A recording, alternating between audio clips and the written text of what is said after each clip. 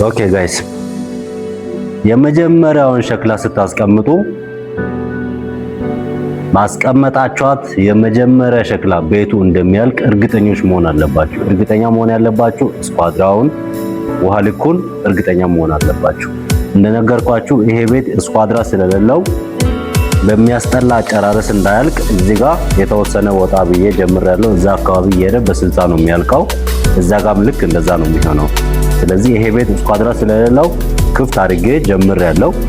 ይሄኛው ላይ ነው እኔ ስኳድራዬን የማየው። ስኳድራውን የማይበት ሸክላ 100% ውሃ ልክ 100% ደግሞ የቀረውን ስኳድራ በሱ እንደሚጨርስ እርግጠኛ ሆኜ ነው ማስቀምጠው። ስለዚህ ከማስቀመጣችሁ በፊት መጀመሪያዋን ሸክላ የምታስቀምጡባትን ፍርፍሯ በውሃ ልክ መዘጋጀቷን እርግጠኛ መሆን አለባችሁ።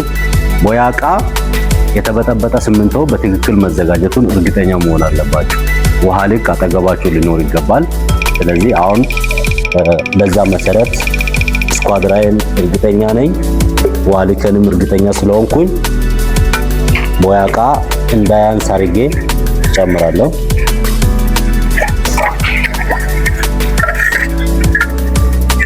ቦያቃ መወፈርም በደንብ መወፈርም የለበትም፣ በደንብ መቅጠንም የለበትም።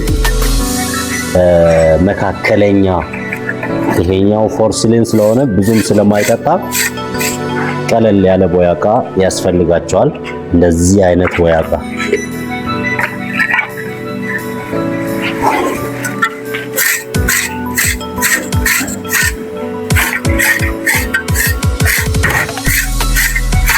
አያችሁ። እንደዚህ ፍርፍር ከጨመራችሁ በኋላ ካዘጋጃችሁ በኋላ እንደዚህ ቆረጥ ማድረግ አለባችሁ። በደንብ ቦያቃው ወደ ውስጥ ወደ ፍርፍሩ ውስጥ ገብቶ ዘልቆ እንዲይዝ ያደርጋል ማለት ነው። ስለዚህ ሁል ጊዜ ሌላው ደግሞ ስታስቀምጡ የሸክላውን ቀስት መከተል አለባችሁ። የሸክላውን ቀስት ስትከተሉ ምን ይጠብቅላችኋል? ስኳድራ የሸክላው ፓተርን ካለው ፓተርኑን ይጠብቅላችኋል። ሌላው ደግሞ ጥርስ ካለው ምናልባት የተወሰነ እረር ሊኖረው ስለሚችል ሸክላው ላይ ያንን እረር ፕሮቴክት ያደርጋል ማለት ነው። እንደነገርኳችሁ እቺ ሸክላ ማለት በዚህ ሸክላ ውሃ ልክና በዚህ ሸክላ ስኳድራ ነው ቤቱ የሚያልቀው። ስለዚህ በጣም እርግጠኛ መሆን አለባችሁ።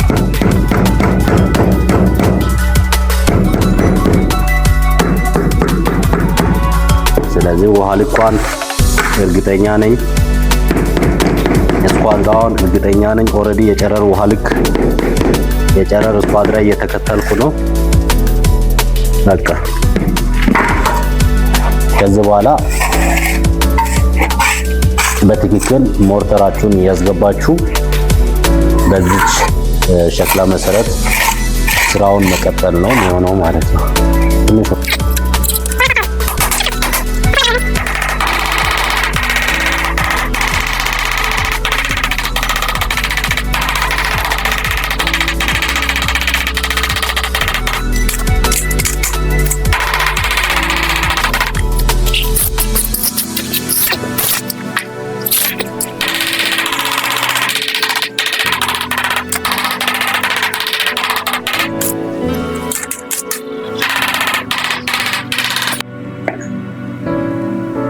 ስለዚህ ጋይስ ደጋግማችሁ እርግጠኛ መሆን ያለባችሁ አንድ ሁለት ሸክላ አስቀምጣችሁ ድጋሚ ስኳድራው በትክክል መሄድ መቻሉን ቼክ ማድረግ አለባችሁ።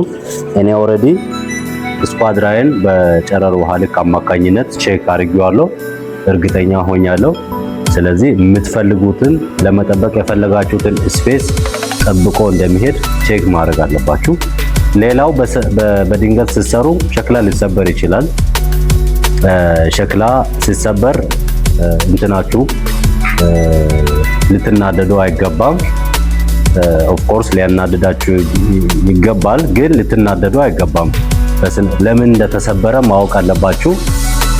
ትናንሽ ጠጠሮች በፍርፍሩ ወይም በሞርተሩ ሊኖሩ ስለሚችሉ በነዛ ጠጠሮች አማካኝነት ሸክላ ሊሰበር ይችላል። ስለዚህ ቀስ ብላችሁ ያንን አንስታችሁ ሸክላውን በሌላ መቀየርና ያንን ሸክላ ለፔንሲ ማዘጋጀት አለባችሁ።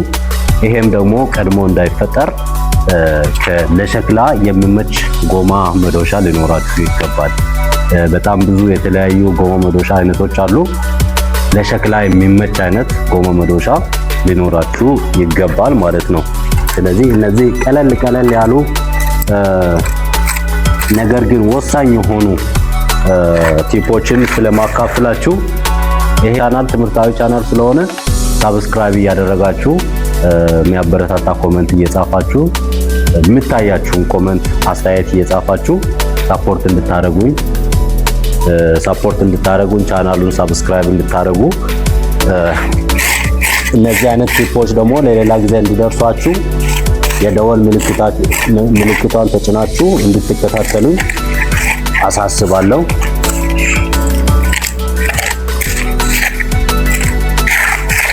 ስለዚህ በዚህ መሰረት ስራውን እንቀጥላለን ማለት ነው።